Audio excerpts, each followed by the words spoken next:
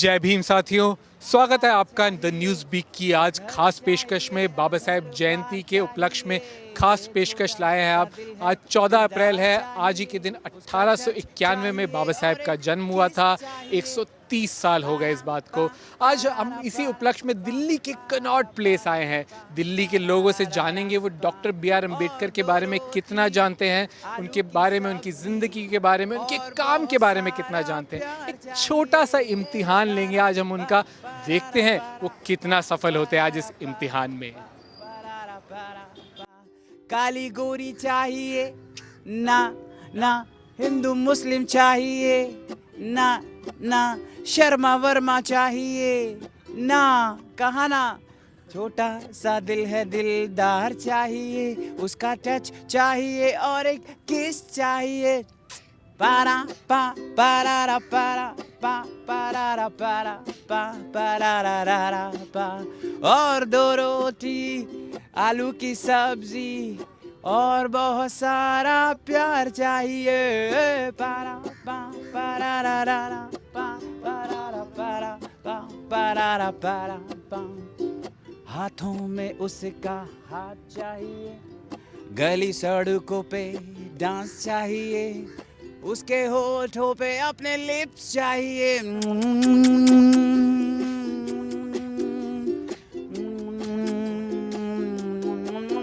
और 2 रोटी आलू की सब्जी और बहुत सारा प्यार चाहिए। रारा पा परारा पारा पा परारा पारा पा परारा। गाड़ी बंगले का हम करेंगे क्या, रिलीजन और कास्ट सब बकवास। अरे हमको 2 रोटी और प्यार चाहिए। पारा पा परारा पारा पा परारा पारा पा परारा पा, 2 रोटी आलू की सब्जी और बहुत सारा प्यार चाहिए। क्या गाया, क्या गाया, वाह वाह। Spotify पे भी, YouTube पे भी, सॉरी डांस के लिए बात कर रहे हैं हम। हाँ, नहीं पर मेरे को बड़ा अजीब लगा भाई। मतलब तुम्हें शर्मा जी की बेटी नहीं चाहिए क्या? मतलब नहीं शर्मा सामाजिक न्याय या सोशल जस्टिस की बात करें तो उसमें डॉक्टर अम्बेडकर का कितना रोल देखते हैं आप लोग?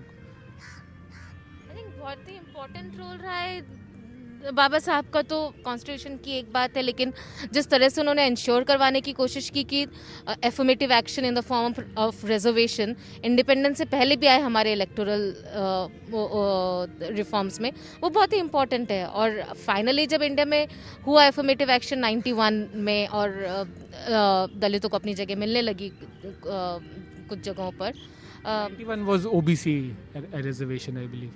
हाँ, 2006-7 वो मंडल कमीशन का जो jobs, Actually, Ambedkar's 100th birthday around that year. right, it was 100. Yeah, it was 100. तो या द रिकमेंडेशन से कम। हाँ, सो बेसिकली जब रिजर्वेशन दलित कम्युनिटी को मिला, जो उनका हमेशा से राइट था और होना चाहिए था, दैट एस्टैब्लिश्ड कि किस तरह से सोशल जस्टिस के आइडियाज़ जो थे बाबा साहब के, वो कहीं ना कहीं इम्प्लीमेंट बहुत कम है। वो भी मंडल कमीशन रिपोर्ट में 11 रिकमेंडेशंस हैं, उसमें से ये सिर्फ एक है। But that was awakening and he is to be lauded for that, to think through all of that. Doctor Ambedkar के बारे में पहली चीज़ क्या आती है आपके? सर पहली चीज़ तो ये है कि उनका जन्म जो हुआ था तो 14 अप्रैल 1891 में हुआ था। ठीक है, उन्होंने काफ़ी संघर्ष किए थे, दलित समाज से वो आते थे। तो उनको एक महाराज थे, उन्होंने अपने स्कॉलरशिप पे अमेरिका के कोलंबिया में पढ़ने के लिए भेजा था, क्योंकि वो इंटेलिजेंट थे पढ़ने में। तो कोलंबिया से इकोनॉमिस्ट में, राजनीति में उन्होंने पढ़ाई की। उसके बाद यहाँ आए, अधिवक्ता रहे। अपने जो संविधान का जो निर्माण हुआ था, तो जो संविधान की जो समिति बनी थी, तो उसका जो फर्स्ट जो मीटिंग हुई थी 6 दिसंबर 1946 को, ठीक है, उसमें अस्थायी सदस्य जो बनाया गया था सच्चिदानंद सिन्हा को बनाया गया था। उसके बाद जो सेकंड जो मीटिंग हुई थी 9 दिसंबर 1946 को, तो उसमें स्थायी जो परमानेंट अध्यक्ष बनाया था डॉक्टर राजेंद्र प्रसाद को। और जो संविधान की जो निर्मात्रा सभा थी, जो जिस निर्माण किया था, उसका जो जिनके अध्यक्ष थे वो थे भीमराव अम्बेडकर। इनको तो पूरी जानकारी है, मतलब इन्होंने संक्षिप्त में हमें पूरे उनकी लाइफ के बारे में बता दिया। कहाँ पढ़ा आपने ये सब? सर किताब में पढ़ते आए हैं सर आज तक। कौन सी किताब थी ये? सर पॉलिटिकल साइंस है, अच्छा। हिस्ट्री है, स्कूल में जो पढ़ा? अरे वाह, चलिए हम आपको देते हैं 10 आउट ऑफ 10 देते हैं इन्हें। ओके नाम सर, बता थैंक यू दीजिए। सर। राजेश कुमार। इसको आप दिल्ली के ही हैं? नहीं सर, जयपुर से। जयपुर से अभी घूमने आए हैं? हाँ जी सर। चलिए आपको हम देते हैं इनको 10 out of 10। Doctor B R Ambedkar के बारे में आपने पढ़ा है या सुना है कभी? बिल्कुल सुना है जी, क्या सुना है उसके बारे में? सर। उनके बारे में यही सब सुना है सर, जो पिछड़ा वर्ग था, जो हमारा मतलब जो गरीब थे, जो लोग, उनको सबके बराबर लेके आना चाहते थे, वो वही काम किया उन्होंने मेन तो। उसके लिए कानून भी बहुत सारे, संविधान में भी उन्होंने लिखा है। मतलब सही बात है, जो भी पिछड़ा वर्ग, जो भी आज के डेट में गरीब, जो भी आज के टाइम पे भी, तो उसको अधिकार है, वो बराबर पे आना चाहिए सबके। ये बड़ी अच्छी बात कही कि पिछड़े वर्ग के लिए, गरीब वर्ग के लिए एक जो बहुत बड़ा काम किया है बाबा साहब अम्बेडकर ने। कोई कानून आपको याद हो जो उन्होंने, कोई खास स्पेसिफिक आर्टिकल कॉन्स्टिट्यूशन में? नहीं, कानून तो याद नहीं है सर। 14 अप्रैल को क्या होता है हर साल? पब्लिक हॉलीडे क्यों होती है देश में?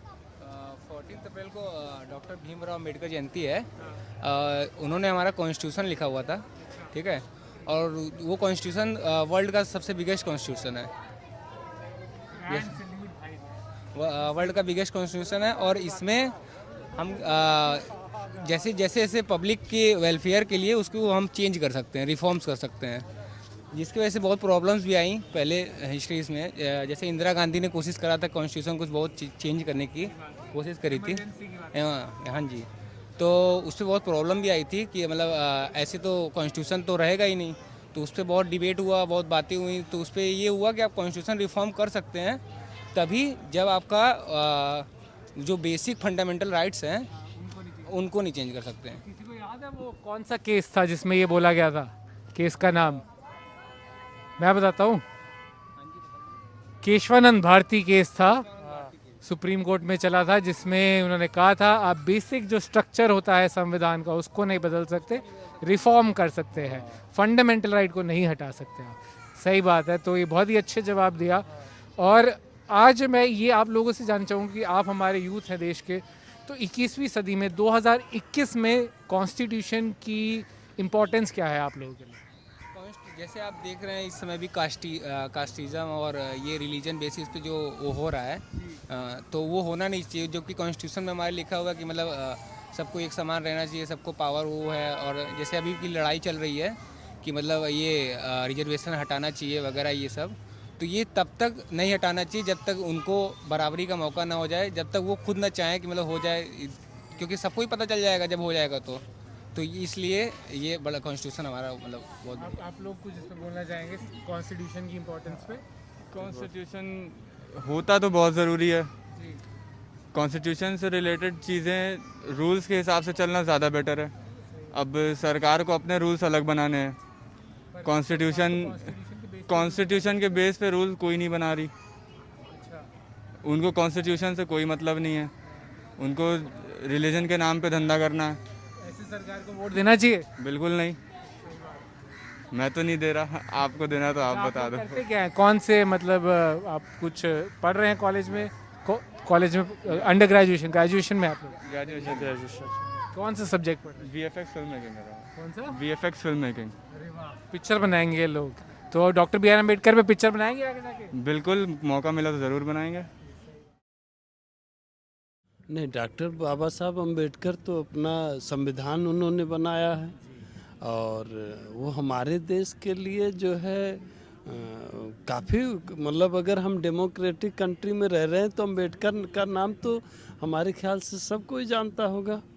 हाँ, उन्होंने संविधान बनाया है और वो दलित समाज के लिए और पिछड़े समाज के लिए उनका जो चिंतन था वो आज भी इस समाज में वैल्यूएबल है। डॉक्टर अम्बेडकर के बारे में क्या आपको कुछ भी बेसिक पता है? डॉक्टर अम्बेडकर ऐसे हमारे देश के एक बहुत बड़े इंसान थे। एज अभी उनको ऐसा माना नहीं जाता है, सर कुछ लोग उनको ऐसे टेररिस्ट उस पे बोले जाते हैं। अच्छा। लेकिन बट ऐसा नहीं है, वो बहुत बड़े आदमी थे। He was one of the best one who claimed for our revolution, claimed for our independence. उन्होंने हमारी एक आज़ाद हिंद फौज उन्हें अकेले दम पे खड़ी करी थी। अच्छा, ठीक है। और ये सुभाष चंद्र बोस थे? यानी अम्बेडकर जी भी थे, उनका उनका उनका भी उसमें पार्ट था, उन्हें भी किया था। और उन्हें अपना कॉन्स्टिट्यूशन लिखा है उन्होंने। जैसे सबसे बड़ा बात जो हमारे पूरा हम जो कॉन्स्टिट्यूशन हमारा जो चल रहा है, उन्होंने भी हमारे उस पर ये लिखा हुआ है। तो आज जो हम जैसे जी रहे हैं, कैसे क्या हो रहा है, वो उनके उस पर है वो। आपने काफ़ी अच्छा बताया। बस एक चीज़ मैं थोड़ा जानना चाहूँगा, ऐसा कहाँ सुनने में लगा कि बाबा साहेब को, डॉक्टर अम्बेडकर को टेररिस्ट बोल दिया हो? ऐसा कई लोग के हर एक बंदे का अलग लुकआउट होता है। जैसे आई एम डिफेंस एस्पिरेंट, सो मैं मेरा डिफेंस एस्पिरेंट हूँ। तो लाइक मैं पढ़ता हूँ इन लोगों के बारे में, मैंने थोड़ा बहुत पढ़ा हुआ है। तो मेरे को लगता है कि हाँ, मतलब सबके अलग अलग होते हैं। लोग कहते हैं जैसे गांधी जी, गांधी जी को जैसे कुछ लोग बोलते हैं, गालियाँ देते हैं उन्हें कि वो he is the father of a nation, but still people abuse him कि लाइक उन्होंने इतना वो किया, मतलब पार्टीशन कर दिया देश का, ये किया वो किया। सबके डिफरेंट लुकआउट्स होते हैं, तो इसलिए तो गांधी और अम्बेडकर को आप ऐसे सुना है कि गाली देते हैं? अच्छा अच्छा। I take stand and correct them, but I can't change mentality of everyone, you know. Doctor Ambedkar ji जो हैं वो हमारे देश की बहुत बड़ी हस्ती थे, जिन्होंने इस देश के लिए लड़ाई लड़ी। और हम सबको उनका आदर करना चाहिए, हम सबको डॉक्टर अंबेडकर के सिद्धांतों पे चलना चाहिए। लेकिन आज की हमारी जो मौजूदा सरकार है वो इनको नहीं मानती है, वो अपने हिसाब से कानून चला रहे हैं। तो क्या करेंगे? क्या करें सर, आप बताइए, आप हमें मार्गदर्शन दीजिए। मैं तो यही कहूँगी कि हम हिंदुस्तानी हैं, हिंदुस्तान बदल रहा है, तो जनरेशन्स भी बदल रही है, उसी के मुताबिक हमें भी बदलना चाहिए। जो हमारी पुरानी जनरेशन्स हैं उनको पुरानी बातें भूल के नए मार्गदर्शन पे चलना चाहिए। बदलना चाहिए, ज़रूर है, बदलना चाहिए। लेकिन हमारे जो देश का जो संविधान है वो नहीं बदलना चाहिए। हमारा जो संविधान है वो संविधान है, वो संविधान वैसा ही रहना चाहिए जैसा कि था। जैसा कि वर्षों पहले हमारे जो पुराने जो नेता लोग थे जो ये बना गए हैं, वो वैसा ही रहना चाहिए। ऐसा एकदम ये अलग जो आपको लग रहा है फॉलो क्यों नहीं कर रहे, या नई जनरेशन, ये नई सरकार नहीं कर रही? आपको लगता है लोग कर रहे हैं, सरकार नहीं कर रही? अब ये तो सरकार का दोष है ना भाई, ये तो सरकार का दोष है ना। सरकार को सोचना चाहिए ना, ये तो सरकार को सोचना चाहिए कि जो संविधान बनाए गए हैं, संविधान में आप उतार चढ़ाव कर रहे हैं, संविधान में आप हेर फेर कर रहे हैं, तो फिर संविधान से खेलने का मतलब हो गया ना। बाकी चीज़ें सरकार अच्छी कर रही है, बाकी चीज़ें लोगों के सुविधा के लिए कर रही है, लेकिन ये संविधान अगर बदलता है तो इससे बहुत सारी चीज़ें बदल जाती हैं। और जब बहुत सारी चीज़ें बदलती हैं तो सरकार भी बदलेगी। तो ये तो सरकार की बात होगी। डॉक्टर अम्बेडकर को संविधान से जोड़ा जाता है, पर उसके अलावा आपको लगता है डॉक्टर अम्बेडकर का सामाजिक तौर पर महत्व क्या हो सकता है? देखिए, डॉक्टर अम्बेडकर साहब जो हैं वो एक बहुत ही अच्छी शख्सियत थी, बहुत ही अच्छे इंसान थे, और बहुत ही उनके जो सिद्धांतों पे हैं वो सिद्धांतवादी आदमी थे। हमको उनके सिद्धांतों का पालन करना चाहिए, है ना। तो ऐसे ही तो लोग मानते नहीं हैं, ऐसे ही तो उनके स्टेचू बनाए नहीं हैं। उन्होंने हिंदुस्तान के संविधान के लिए कुछ किया होगा तभी तो बनाया ना। अब आप उनके संविधान को ही चेंज करना चाहेंगे तो कैसे चलेगा? He wrote the constitution to a great degree. I mean, he was quite responsible for drafting it, although there were other members in the Constituent Assembly as well. Other than that, his knowledge, his erudition, and his spirit of sacrifice, the struggle that he did, his books, all of those things are important. And of course, the place he holds in the heart of the Dalit community and others democratically minded people who care for freedom and things like that, you know, I mean the social justice. क्यों ऐसे sentiment है? लोगों को लगता है कि कहीं ना कहीं उनकी जो अपर कास्ट पॉपुलेशन है, उनको कहीं ना कहीं लगता है कि उनके अपॉर्चुनिटीज़ जो हैं उसकी वजह से प्रिविलेजेस जा रहे हैं। तो सरकार ने अब उनको 10% EWS वो उसमें से भी दिया है। EWS अब तो upper caste also have reservation, right? upper caste और अपर कास्ट का तो हमेशा से रिजर्वेशन था ना। अगर मंदिर का प्रीस्ट ब्राह्मण ही हो सकता है तो वो रिजर्वेशन नहीं है तो क्या है? या अगर आप वॉरियर क्लास एक पर्टिकुलर कास्ट से जो आते रहे हमेशा से, वो रिजर्वेशन नहीं है तो क्या है? इट्स जस्ट दैट कि उसको रिजर्वेशन की तरह इसलिए नहीं देखा गया कि उसको हक माना गया। लेकिन आपको कम्युनिटी को मतलब तो उससे होता ही है कि सोशल कैपिटल एक्यूमुलेट होता जाता है ना, कि आपके परिवार में अगर आप थर्ड जनरेशन एजुकेटेड हैं तो अगर कोई आपको चीज़ नहीं भी आती है, आपके पिताजी बता सकते हैं या ग्रैंडफादर आपको करेक्ट कर सकते हैं। जो फर्स्ट जनरेशन है वो कहाँ जाएगा? तो उसको तो ऑलरेडी दिक्कत ज़्यादा है। तो उस रिजर्वेशन का फ़ायदा अपर कास्ट कम्युनिटीज़ को काफ़ी मिला है, मिलता रहा है। वो तो मतलब इनका तो 10-15 जनरेशन है, उससे भी ज़्यादा। उससे भी ज़्यादा बहुत Right. ओकेजन्स पे बिल्कुल बिल्कुल। चलिए अगर हम सफाई कर्मचारी को देखें, वहाँ पे भी आपने रिजर्वेशन कर रखा है कि आप सिर्फ दलित कम्युनिटी के लोग वहाँ पे जाते हैं, तो वो जो डिफाइंड रोल्स थे वो हमेशा से थे समाज में। रिजर्वेशन एक्चुअली जो एफर्मेटिव एक्शन, इसलिए हम उसको बोलना प्रेफर करते हैं कि वो उन रोल्स को ब्रेक करने की कोशिश है कि जो ज़्यादा पैसे वाले, ज़्यादा अपॉर्चुनिटीज़ वाली जो जगह हैं, वहाँ पे वो तबका पे पहुँचे जो पहले कभी नहीं पहुँच पाया। और गलती उनकी मेरिट की नहीं थी, गलती उनके एक सोशल स्टेटस की थी। तो कमी की थी कि जिसकी वजह से अपॉर्चुनिटीज़ की कमी की वजह से वो उस चीज़ को नहीं कर पा रहे। जैसे कि अगर फर्स्ट जनरेशन है, सेकंड जनरेशन है, तो उनके लिए मुश्किल है। जो 10-15 जनरेशन से एजुकेटेड हो रहे हैं उनके लिए आसान है। तो उस बैरियर को थोड़ा तोड़ने के लिए था। It was never a economic security scheme that way. Because लोग कहते हैं कि इसको इकोनॉमिक बेसिस है, ये it was always a social mobility scheme, जिससे कि लोग थोड़ा उसमें, जो उन्होंने कहा कि उसमें घुसें। जैसे ब्यूरोक्रेसी में रिजर्वेशन दे रखा है तो उससे लोग आते हैं। अब जैसे कि नहीं रिजर्वेशन देने से भी क्या होता है, जैसे दलितों का ब्यूरोक्रेसी में रिजर्वेशन है, वो कितना फुलफिल हो पाता है मुझे नहीं पता, ओबीसी हमेशा नहीं हो पाता। लेकिन अब मुस्लिम कम्युनिटी का अगर देखें, चूँकि उनको कोई रिजर्वेशन नहीं मिली, इंडिया में माइनॉरिटीज़ के लिए कोई सेफगार्ड्स नहीं है। जिस चीज़ को लेके पूना तो पैक्ट और ये सचर कमेटी आई थी पर मुस्लिमों को नहीं मिला reservation। सच्चर कमेटी ने जो है सरकार ने आज तक रिकमेंडेशंस नहीं मानी। उसमें काफ़ी अच्छे पॉइंट्स उठाए गए, पर वो तो हमारे यहाँ अभी तक लागू ही नहीं हुआ है। Like that's one of the problems. Problem actually Poona pact से शुरू होता है 1935 में, जब उस वक्त ब्रिटिश जो है वो जॉइंट इलेक्टोरेट देना चाहते थे, या अलग जिसको कहते हैं कि कॉन्स्टिट्यूएंसी की मुस्लिम्स को भी और इवन आपके दलितों को भी। तो जिसका कि गांधी ने फिर महात्मा गांधी ने तो जी ने बैठ गए फास्ट बैठ पे, गए fast उनको पर। भूख लगती नहीं थी, पता नहीं क्यों। नहीं लगती थी, जो भी है, he is our father of the nation. उनके विषय में तो कुछ हम ये नहीं कह सकते। लेकिन उससे हुआ ये कि अब कोई ना कॉन्स्टिट्यूशनल सेफगार्ड नहीं है, तो just goodwill of the majority पर हो जाता है।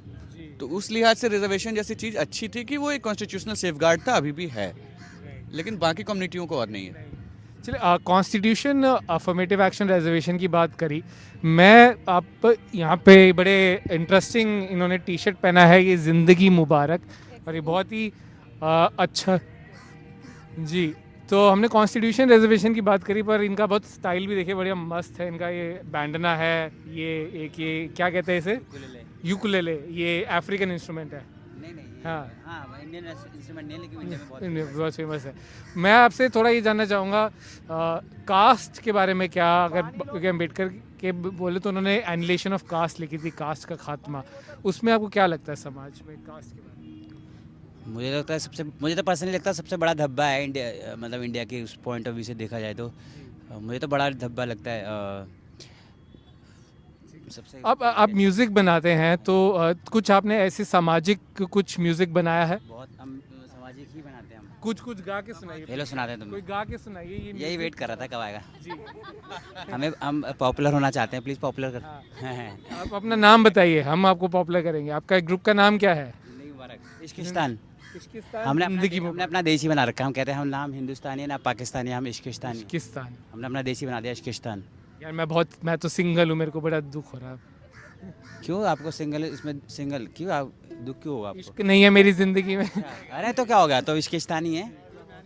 अच्छा बताइए डॉक्टर अम्बेडकर का नाम सुना आपने? बिल्कुल सुना जी। बताइए डॉक्टर अम्बेडकर के बारे में क्या सुना आपने, डॉक्टर अम्बेडकर के बारे में? सबसे पढ़े लिखे लोग थे वो, और इस देश का संविधान लिखने का नंबर 1 श्रेय उनको जाता है। अम्बेडकर के बारे में कुछ और, संविधान के अलावा कुछ? वो तो पहले प्रधानमंत्री बनने वाले थे, उनको बनने नहीं दिया। ये सच है क्या बात? हाँ सच है जी, हम तो सुनते हैं। सबसे ज़्यादा पढ़े लिखे लोग थे वो, और उनके जैसा ज्ञानी आदमी इधर तो कोई हुआ नहीं। प्रधानमंत्री फिर नेहरू कैसे बन गए? ये पॉलिटिक्स है सर, जो आज भी है वो कल भी है और वो आगे भी रहेगी। छोटी जात, ऊंची जात, पैसे वाले, ये तो चलता आया और चलता रहेगा। ऐसा लगता है आपको ये जातिवाद का मामला था इसलिए वो प्रधानमंत्री नहीं बन पाए? बिल्कुल बिल्कुल था जी, जातिवाद का मामला तो 101% है। आपका नाम क्या है सर? जगजीवन राम थे, बाबू जगजीवन राम थे, वो भी प्रधानमंत्री बने, सबसे लंबे केंद्रीय मंत्री रहे हैं वो। सही बात है। ये भी एक रिकॉर्ड है। वो भी दलित समाज से आते थे। हम लोगों को इन्होंने कभी उठने नहीं दिया है, बोला ये दलित समाज को। तो ये बहुत बड़ी बात है और ये होता रहा है आज भी हो रहा है, कल भी होगा। सर जी आपका नाम क्या है? दिनेश कुमार। दिनेश जी मुझे एक बात बताइए, तो आप अपने बच्चों को पढ़ा रहे हैं डॉक्टर अम्बेडकर के बारे में? बिल्कुल पढ़ा रहे हैं जी, बिल्कुल पढ़ाएंगे, जो स्कूल में पढ़ाते हैं वो पढ़ाते हैं। तो देखा आपने, बाबा साहेब संविधान निर्माता बाबा साहेब को तो बहुत लोग दिल्ली के जानते हैं, पर अभी भी एनिलेशन ऑफ कास्ट की बात हो या रिजर्वेशन की है तो थोड़ा बहुत लोग जानते हैं। कुछ लोगों ने अटपटे जवाब भी दिए, दिल्ली वाले हैं तो अटपटे तो होंगे ही। पर आप सबको बाबा साहेब की जयंती की 130वीं जयंती की बहुत बहुत शुभकामनाएं।